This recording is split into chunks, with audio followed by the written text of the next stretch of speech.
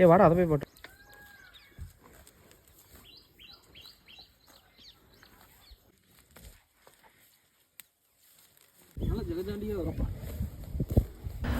நாட்டின ஆர்வலரும் நமது நண்பருமான கரூர் வெள்ளியணை சல்லிப்பட்டி வினோத்தனை கட்டுத்தாரை பற்றி தான் இப்போ பார்க்க போகிறோம். அதில் ஒரு சில மாடுகள் மட்டும்தான் நம்ம போன நேரத்துக்கு கட்டுத்தாரையில் இருந்தது. மீதி எல்லா கண்ணுக்குட்டிகள் எல்லாம் குரங்காட்டு கொண்டே துரத்திட்டார். ஒரு சில மாடுகளையும் குரங்காட்டில் துரத்திட்டார்.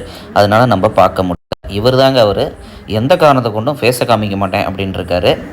ஃபேஸை காட்டுங்க அப்படின்னு சொல்லி கேட்டதுக்கு மிஸ்ஸஸ் வினோத்குமார் நம்ம சகோதரி என்ன சொன்னாங்கன்னா, அவர் ஃபேஸை காமிச்சா சரி பரவாயில்லைங்க, நீங்கள் ஃபேஸை காமிக்க வேண்டாம், உங்கள் மாடுகளை மட்டும் நாங்கள் வீடியோ எடுத்துக்கிறேன்னு சொல்லிட்டாங்க. இங்கே இருக்கிற 3 மாடும் பார்த்தீங்கன்னா காராம்பசு, மயிலை, செவலை, காரியில் காராம்பசு. அதில் செவலை காராம்பசு நல்ல ரேட்டுக்கு கொடுத்துட்டாருங்க. மயிலையும் காரியும் அவர் வச்சுருக்காருங்க, கொடுக்கலின்ட்டார். இந்த காலக்கண்ணை அவர் செலக்ட் பண்ணி வளர்த்திக்கிட்டு இருக்காருங்க. எப்படி வரும் அப்படின்னு ரொம்ப ஆர்வத்தோடு இருக்கார். இது இருக்கிற படபடப்புக்கும் தோரணைக்கும் பார்த்திங்கன்னா நல்லா வரும் அப்படிங்கிறதுல எந்த மாற்றமும் இல்லை.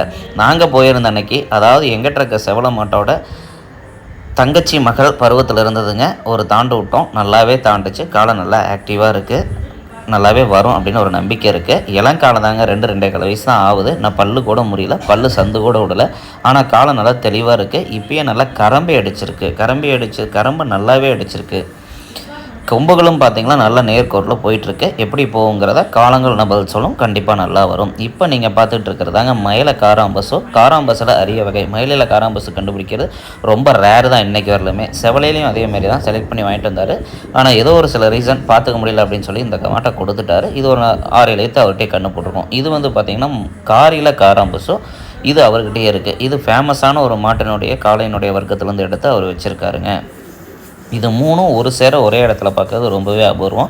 அண்ணன் கட்டுத்தர தான் இருந்தது, இப்போ அதையும் ஒன்றா கொடுத்துட்டாருங்க.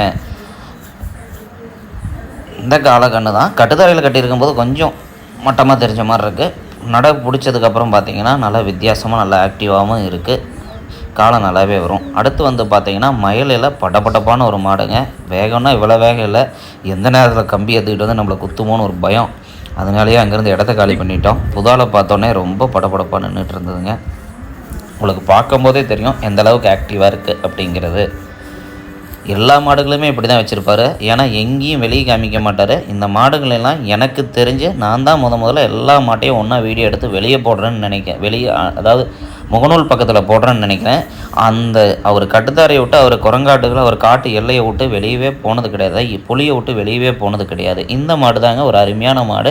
ரொம்ப காலங்களாக அவர்கிட்ட இருக்குது. உச்சி கொம்பில் இந்த கொம்பு ஸ்டைலில் இன்றைக்கி மாடு பார்க்கறது ரொம்ப கஷ்டம்.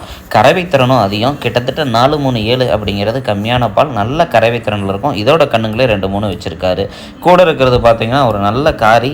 இன்றைக்கி இருக்கிற காரி மாட்டுங்களில் ஒரு பெஸ்ட்டுன்னு சொல்லலாம். மிகச்சிறந்ததுன்னு சொல்ல முடியாது, இருக்கிற காரி மாட்டுங்களில் இதுவும் ஒரு பெஸ்ட்டான மாடு அப்படின்னு சொல்லலாம். நல்ல ஆக்டிவாகவும் இருக்கும், படபடப்பாகவும் இருக்கும். ஒரு 4-5 ஈத்து கண்ணு போட்டுச்சு. இன்றைக்கும் பார்த்திங்கன்னா அந்த தலைச்சங்கடேரியில் எப்படி இருந்ததோ அதை விட 2 மடங்கு வேகத்தில் தான் இருக்குது. அசால்ட்டாலாம் புதாள்கள் யாரும் கிட்ட போக முடியாதுன்னா பாய்ச்சல் குணம் கிடையாது, ஆனால் மிரளி குணம் இருக்குது. அவங்க பழகின மக்கள், கட்டுத்தாரையில் இருக்க மக்களை தவிர வேறு யாரும் கிட்ட போக முடியாது.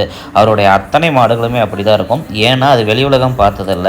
நல்ல பால் வர்க்கத்தில் நல்ல குவாலிட்டியான மாடுகளை செலக்ட் பண்ணி இவ்வளோ சிரமமான ஒரு சூழ்நிலையிலையும் கைவிட்டக்கூடாதுன்னு கண்ணும் கருத்துமாக பார்த்துக்கிட்டு இருக்காருங்க.